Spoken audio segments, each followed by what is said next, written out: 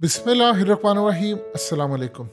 तबले जंग बच चुका है और अपोजिशन जो मर्जी कहती रहे, शहबाज शरीफ, जरदारी और फजलुर रहमान यानी इनकी जो पीडीएम की हुकूमत है, इन्होंने फैसला कर लिया है कि इन्होंने लड़ना है। ऐन मौके पर आप देखेंगे कि जरदारी कट मार के पीछे निकल जाएगा, लेकिन जो सूरत हाल पैदा हो रही है वो शहबाज शरीफ के लिए इतनी भयानक है कि शहबाज शरीफ इसमें रगड़े तो जाएंगे, शायद वो 5 साल के लिए जेल भी चले जाए, क्योंकि उमर अता बंदयाल ने तो इनको छोड़ना नहीं। अब ये जो घिनौना काम करने जा रहे हैं वो बड़ा भयानक है।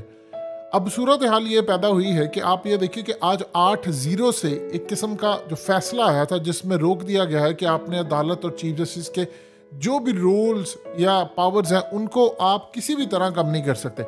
शहबाज शरीफ की हुकूमत अब जो काम करने जा रही है वो चीफ जस्टिस को अर्ली रिटायर करने जा रही है, यानी उनकी मुद्दत मुलाजमत में कमी करने जा रही है। और इसके लिए असल में उनको चाहिए 2/3 अक्सरियत, 228 अरकान, जो उनके पास मौजूद नहीं है।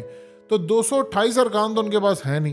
तो अब वो काम ये करने जा रहे हैं कि एक स्पेशल कानून के तहत इसकी तादाद कर देंगे 172। समझिए आप इस बात को, इनके पास 172 अरकान है, तो 172 अरकान की तादाद करेंगे। 172 अरकान की तादाद करके 2/3 अक्सरियत को उसमें कन्वर्ट करेंगे कि उसका जो पार्लियामेंट का हुजम है वो 172 तक हम कर दें। तो उसके बाद पूरी तरह ये पावर सस्टेन करने जा रहे हैं और उसके बाद ये एक लॉ पास कर देंगे, यानी 2 तारीख से ये कानून बदल देंगे। कानून बदल कर ये पूरी तरह मेंशन कर देंगे कि चीफ जस्टिस ऑफ पाकिस्तान की मुद्दत मुलाजमत में कमी की जाए। उसके बाद इमीडिएटली उनको हो सकता है हफ्ते 1.5-2 के अंदर रिटायर्ड करवा दे, 15 दिन में रिटायर्ड करवा दे। और रिटायर्ड करवाने के बाद काजी फायज ईसा को चीफ जस्टिस ऑफ पाकिस्तान बनाया जाए। यानी ये भी कर सकते हैं कि चीफ जस्टिस की जब से उन्होंने ओथ लिया है तब से लेकर अगर अगले 5-7-10 दिन और मिला लें तो उसको अगर ऐड अप कर लें तो उतनी मुद्दत कह देंगे कि चीफ जस्टिस की इतनी मुद्दत होती है और ये काम होगा। अगर ये काम बाजवा की दफ़ा किया होता तो बड़ा सुकून होता, उसको एक्सटेंशन मिलती और ये काम होना चाहिए कि जो अपनी मुद्दत मुलाजमत पूरी करे वो जाए।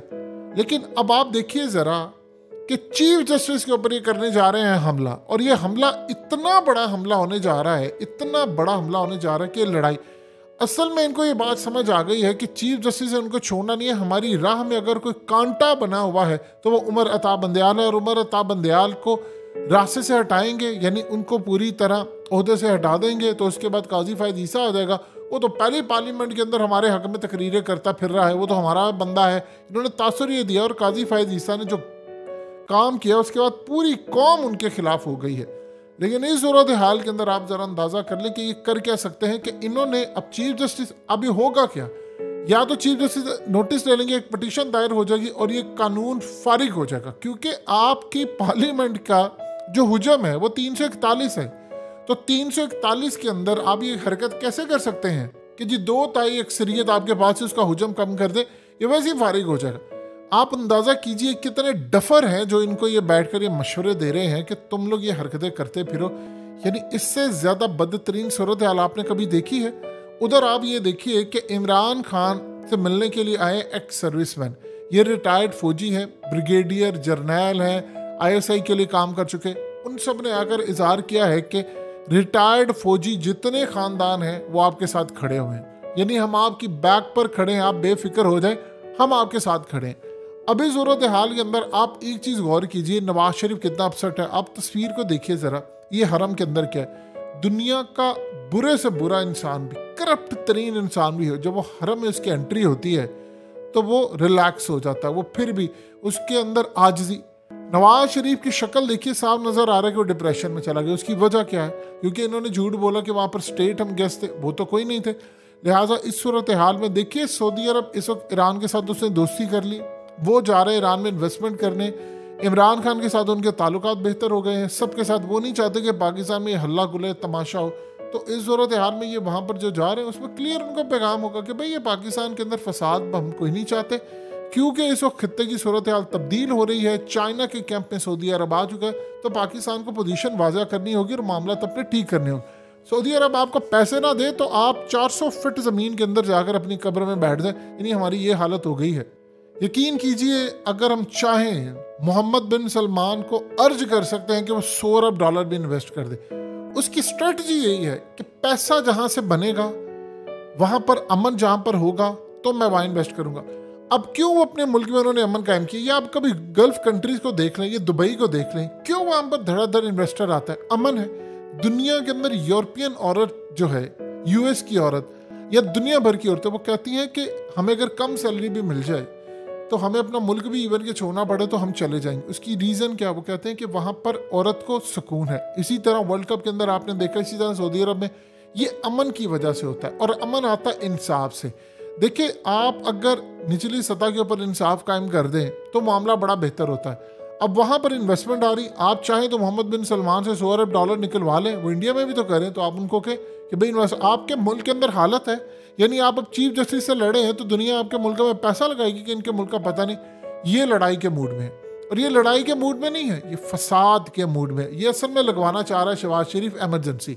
शहबाज शरीफ की पूरी तैयारी है कि वो लड़ाई करे, यानी उसकी असल में तैयारी होना, उसके पीछे बैठकर जो लोग डोरियां हिला रहे हैं उनकी तैयारी है कि मुल्क में एमरजेंसी लग जाए। आप अंदाज़ा कीजिए, हुकूमती वकील सरेआम कहते फिरे हैं मार्शल लॉ लग सकता है, और मार्शल लॉ इनके नज़दीक ऐसी चीज़ है जो अवाम एक्सेप्ट करेगी, अवाम खड़ी हो जाएगी पूरी।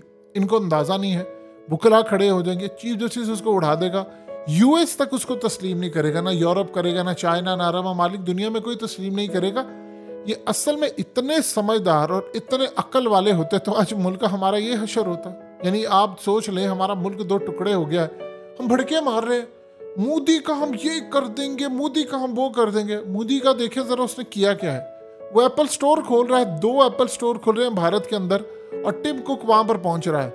यानी आपने मोदी को कहा, वो जी मोदी ने तो ये कर दिया, मोदी ने तो असल में हम उसका ये कर देंगे। आपने आधा मुल्क गवा दिया, माथे पर आपके शिकन नहीं है, कभी कोई कमीशन नहीं बना, सजाएं आपने नहीं दी, याहिया खान को सजा नहीं मिली, भुट्टो को सजा जो हुई वो सबने देख ली। जो असल कसूरवार था याहिया खान, जो उस वक्त की इस्टेब्लिशमेंट थी, सजा तो उसकी थी, यानी याहिया खान को मिलनी चाहिए थी, लेकिन कोई सजा नहीं मिली, क्योंकि बाजवा का आज भी हीरो याहिया खान ही है। तो इस सूरत हाल में आप अंदाज़ा कर लें कि मामला क्या है। इन्होंने किसी सूरत चुप नहीं बैठने, ये लड़ाई के मूड में है, और असल में फसाद और दंगे फसाद करवाने के मूड में। अब यहाँ से जैसे ही हो गए, चाह रहे हैं कि चीफ जस्टिस से तसादुम हो जाए, लड़ाई हो, और पूरे मुल्क में फजलुर रहमान असल में पीछे बैठे इनको साथ साथ उकसाता जा रहा है। वो कह रहा है कि नहीं करो, करते जाओ करते जाओ। कभी वो अपने आप को एंटी स्टैब्लिशमेंट कहता था, आज वो प्रो स्टैब्लिशमेंट है। तो ये जो खेल है ये बड़ा खतरनाक हद तक आगे जा रहा है। ये असल में क्लियरली तसादुम की तरफ जा रहे हैं, और तसादुम में इन्होंने कभी चीफ जस्टिस को नहीं छोड़ना।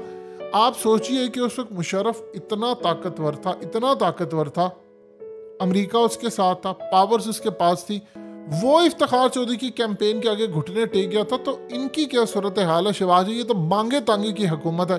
सो लिहाजा अब खेल जब इतना खतरनाक हो जाएगा तो आप देखेंगे कि आसिफ जरदारी निकल जाएगा बीच में से। जो जरदारी निकल गया तो गेम इज ओवर।